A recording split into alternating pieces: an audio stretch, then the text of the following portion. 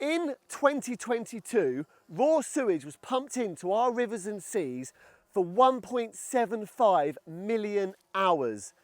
That's an average of 825 times a day.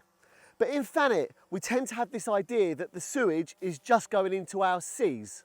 Well, here's a video of a discharge at the River Stour in Minster on October the 2nd. It's coming from this place, Minster pumping station.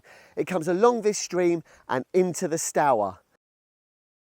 There is no system in place to monitor the majority of our rivers, but our beaches are designating bathing waters, so by law they have to be monitored. Here, being pumped into the river at such a rate that it's dragging out vegetation from the bank, it's a heavily polluted cocktail of sewage. And I'm told that the average flow rate of this outlet is 13 litres a second, but this certainly seems a lot more than that. This little stream gets purged of any wildlife by the fast running water, and this stream's extremely dead. Pollution in our waters is out of sight and out of mind, but it's a real problem and we should be putting a stop to it. It's happening, and it's happening in the name of pure profit. The Environment Agency found that 90% of sewage monitors were broken.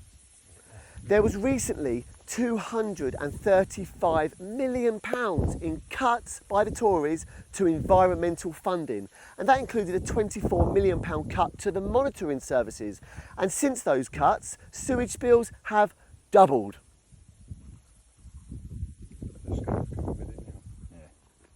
And it's worth mentioning that our North Thanet MP, Craig McKinley, voted to allow sewage dumping to continue for another 15 years. He agreed to stripping out several crucial lines of the Duke of Wellington's amendment before passing it.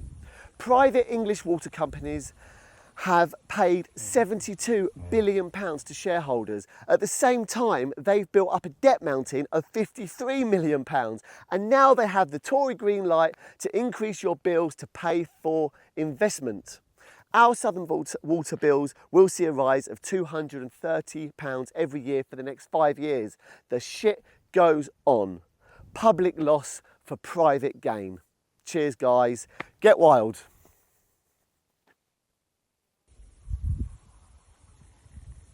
Right, here comes that grass now.